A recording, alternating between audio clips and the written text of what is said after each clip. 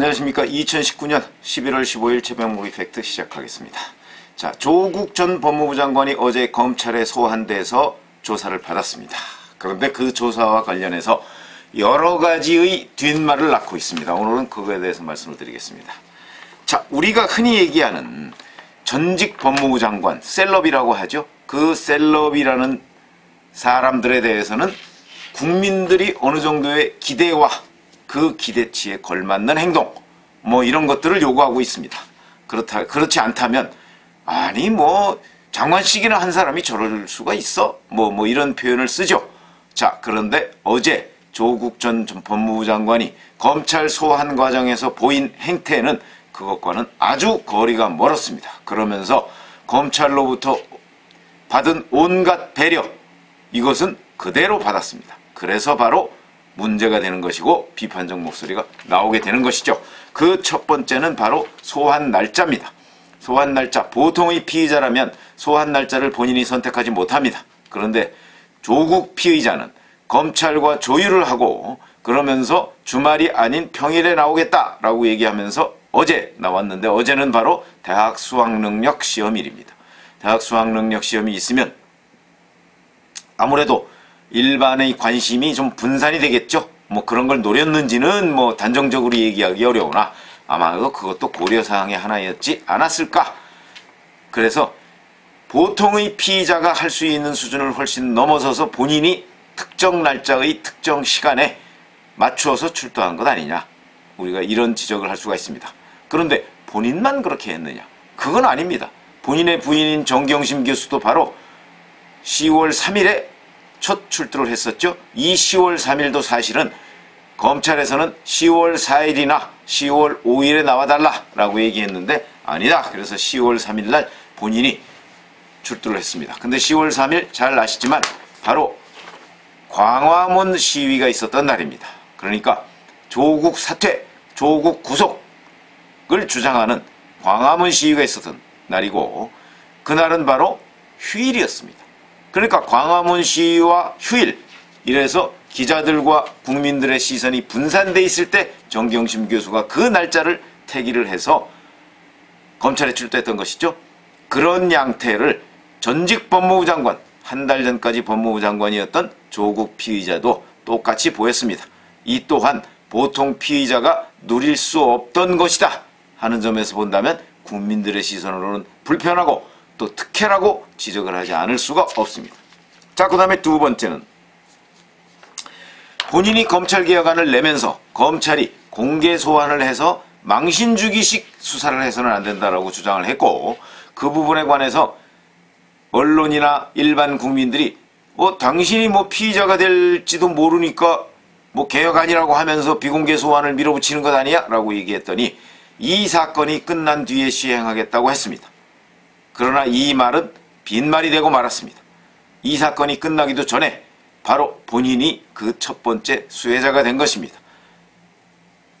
그러니까 무슨 얘기냐면 법무부 장관으로서 뭐 검찰개혁안이라는 이름으로 포장을 해서 비공개 소환을 원칙으로 하라 이렇게 얘기를 한 것이죠.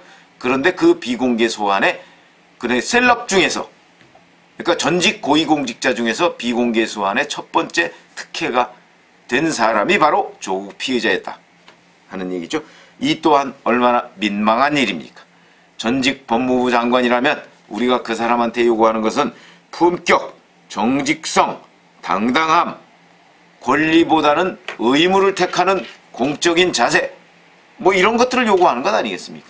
그런 요구와는 매우 거리가 먼 행태를 보였다, 이렇게 말씀을 드릴 수가 있겠습니다.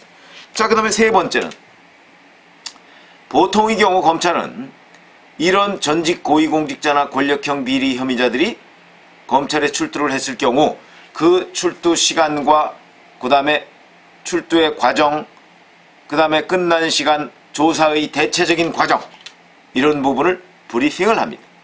왜 그러냐면 국민들도 그 부분에 관해서는 알 권리가 있기 때문이죠. 이 브리핑은 피의 사실을 알려달라는 얘기가 아니고 그냥 수사의 과정이 어떻게 진행되고 있다. 그러니까 뭐 쉽게 말하면 과거처럼 뭐 밀실 수사나 뭐 이런 수사하지 않았다 뭐 이런 거 아니겠습니까? 그런 브리핑을 하는 것이 원칙입니다. 그런데 조국 전 장관 수사에서는 그런 브리핑도 없었습니다. 뭐 하도 인권 뭐 강조하면서 아니 피의자의 인권이 국민의 알 권리보다 우선하는 건 아니지 않습니까?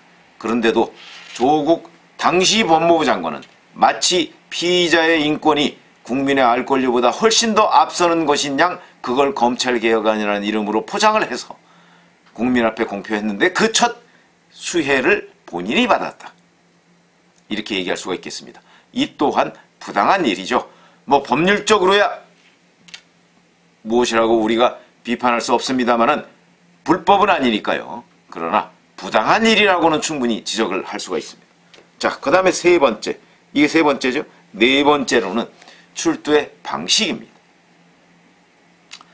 검찰은 당초에 조국 전 법무부 장관의 변호인단에게 출두 방식을 설명을 했다고 합니다. 자, 검찰청사 1층으로 오는 것이 원칙이다. 그러나 그렇지 않다. 그렇게 못하겠다고 하면 지하주차장으로 모시겠다. 이렇게 얘기를 했습니다. 만약에 검찰청사 1층으로 하면 거기는 물론 기자들이 대기하고 있습니다. 지하주차장에는 기자들이 접근이 안 됩니다. 그러니까 1층으로 온다면 1층으로 와서 자기 신분증을 내고 그 다음에 출입증과 바꿔서 엘리베이터를 타고 조사실로 올라가서 조사를 받는 게 그게 원칙입니다. 보통 피의자들은 다 그렇게 합니다. 그렇게 할 수밖에 없습니다. 검찰이 그렇게 하는 것을 요구하고 있기 때문에. 그런데 조국 전 법무부 장관은 이 길을 선택하지 않고 본인이 변호인과 함께 지하주차장으로 차를 타고 들어가서 거기서 검찰 쪽에 안내를 받아서 검사장급이 주로 이용하는 엘리베이터를 타고 조사실로 올라가서 조사를 받았습니다. 이 또한 특혜입니다. 보통의 피의자는 이렇게 못합니다. 그런데 조국 피의자는 그 길을 선택했습니다. 본인의 전직 일종의 전관예우죠. 그런 식으로 그 길을 선택했습니다. 자, 앞으로 만약에 다른 피의자들이 나도 지하주차장으로 갈래 이렇게 얘기했을 경우 검찰이 그걸 받아들일 수 있을 것인가? 왜 그러냐면 모든 피의자한테 동등한 대우를 해줘야 하는 것이 검찰 아니겠습니까? 앞으로 검찰의 태도를 지켜보겠습니다. 바로 이런 문제 때문에 본인의 지지자들, 조국 전 장관의 지지자들 있죠? 검찰에 출두하는 모습을 보겠다. 이게 어찌 보면 마지막이 될 수도 있기 때문에. 아니 만약에 구속이 된다면 현재 뭐 구속영장 청구 방침은 정해지지 않았습니다만은 그러면 마지막이 될지도 모르겠으니까 여하튼 조국 수호에 앞장섰던 지지자들은 검찰청에 가서 출두하는 모습을 보고 응원을 하고 힘내세요. 뭐 이렇게 하겠다고 해서 파란 장미를 들고 갔습니다. 파란 장미 있습니다. 파란 장미 못 보신 분들이 좀 계실 텐데 저는 작년에 그 삼척에 가면 장미 축제라는 걸 합니다. 봄에. 거기 가니까 파란 장미가 있더라고요. 서로 이렇게 막 교배를 해서 장미꽃을 파랗게 만들어 놨습니다. 보기 좋습니다. 이 파란 장미는 원래 꽃말이 불가능이었다고 합니다. 불가능. 그런데 왜 파란 장미를 들고 나왔을까? 원래는 꽃말이 불가능이었는데 요즘은 불가능을 가능케 하는 것. 그러니까 포기하지 말라라는 식으로 꽃말을 바꿨다고 합니다. 그러니까 기적, 희망, 포기하지 말라 이런 뜻을 담고 있는 장미꽃입니다. 그러니까 이걸 들고 나와서 검찰에 출두하는 조국 장관을 향해서 포기하지 마세요. 힘을 내세요. 당신이 무혐의가 되는 기적이 이루어질 것입니다. 라고 응원을 하려고 했는데 그 사람들 모르게 지하주차장으로 몰래 숨어 들어가듯이 출두를 했습니다. 이 사람들 사이에서 탄식이 흘러나왔다고 합니다. 이렇게 조국 수호를 외쳤는데 우리 얼굴도 한번 안 보고 들어가? 아마 그런 생각이 아니었을까 이런 짐작이 됩니다. 어쨌든 간에 지하주차장으로 들어가는 것 당당한 모습도 아니었고 그 다음에 전직 장관으로서의 본인의 의무, 품격 뭐 이런 것과 또 거리가 먼 오로지 피의자의 권리를 찾겠다 하는 것에 다름 아니다 라는 지적을 할 수가 있겠습니다. 그 다음에 마지막으로는 또 진술거부권이라는 것 문제입니다. 진술거부권. 자, 진술거부권이라는 거 불법 아닙니다. 헌법과 법률에 보장이 되어 있는 것이죠. 누구든지 본인한테 불리하다고 생각할 때는 묵비권, 진술 거부권을 행사할 수 있습니다. 과거에 보면 한명숙 전 국무총리, 그 다음에 10월 1일 날 패스트트랙과 관련해서 검찰에 출두했던 황교안 자유한국당 대표도 진술 거부권을 행사했습니다. 그러니까 저는 진술 거부권에 대해서 뭐라고 얘기하는 것이 아니고, 다만 본인이 그동안에 9월 2일 기자간담회, 9월 6일 청문회 또는 그 수많은 SNS를 통해서 나는 억울하다, 모른다고 얘기를 해왔고, 엊그제도 SNS를 통해서 내가 모르거나 아니면 기억이 안 나는 일로 곤욕을 치를지도 모르겠다 이렇게 썼습니다. 적어도 본인이 그 수많은 혐의에 대해서 정말 모르는 일이라든지 아니면 정말 기억이 안 난다든지 하다면 진술 거부권을 행사할 것이 아니고, 그리고 지하주차장으로 기자들 몰래 들어갈 것이 아니고, 기자들 앞에, 국민들 앞에 당당하게 나서서 나에게 지금 더 씌워진 혐의가 이러이러한 것인데 나는 이 부분은 모른다, 그리고 이 부분은 기억이 안 나는 부분이다, 이렇게 얘기를 당당히 하는 것이 전직 법무부 장관으로서의 자세가 아닐까요? 그 다음에 본인이 과거에 줄곧 해왔던 증언, SNS 글, 이거에 부합하는 것이 아닐까요? 그러나 조국 피의자는 그런 선택을 하지 않았습니다. 그거보다는 현행법이 허용하고 있는, 현행법이 피의자에게 허용하고 있는 모든 권리, 이걸 내가 100% 아니 150% 누리겠다, 이런 길을 선택했습니다. 이것은 바로 본인이 우병우 전 대통령 민정수석 비서관이 검찰 수사를 받을 당시에 우병우 전 수석에 대해서 얘기했던 그 법꾸라지 행태, 법망을 교묘하게, 법을 배웠다고 법망을 교묘하게 피해가려고 하는 행태, 그걸 얼마나 비판했습니까? SNS를 통해서 조롱하기도 했고요.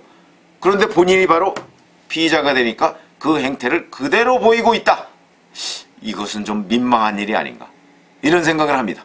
그런 점에서 본다면 이 5가지의 검찰 소환과 관련한 행태는 불과 한 달 전까지 전직 법무부 장관으로서의 당당한 그런 모습도 아니었고, 기자간담회, 청문회를 통해서 본인이 그토록 부인했던 혐의점에 관한 정당한 소명도 아니었다. 그런 점에서 본다면 오로지 피의자로서 자, 내가 어떻게 하면 법이 나한테 꾸짖는 그 비판을 피해 나갈까 하는 것만 변호인들하고 계속해서 상의를 한 그런 일반적인 피의자 모습. 그러나 실질적으로는 완전히 특혜는 온갖 특혜는 다 누리고 그것을 거부하지 않은 이런 행태를 보였다 하는 점에서 본다면 본인의 그동안의 삶, 그동안의 말, 이것을 모조리 부인하는 그런 검찰 소환이었다, 이렇게 생각을 합니다. 사실은 저희 같으면 본인한테 쏟아지고 있는 또는 본인한테 기대가 있는 그런 어떤 일반 지지자라든가 아니면 일반 국민의 눈높이라든가 이런 걸 충족시켜주는 그런 품격을, 왜 그러냐면 전직 법무부 장관이라면, 그리고 전직 대통령 민정수석 비서관이라면 본인이 1년을 살든 2년을 살든 중요하지 않습니다. 그거보다는 본인이 추구하는 그 가치를 지켜나가는 일, 그리고 가치를 지켜나갔다는 사실을 국민들한테 또는 지지자들한테 알리는 일, 이것이 훨씬 중요할 것으로 보이는데 아마 조국 피의자는 생각이 달랐던 모양입니다. 자, 앞으로도 뭐 한두 번 더 조사를 받을 가능성이 있는데 그때 어떤 모습을 보일지 그것도 우리가 같이 지켜봐야 되겠습니다. 감사합니다.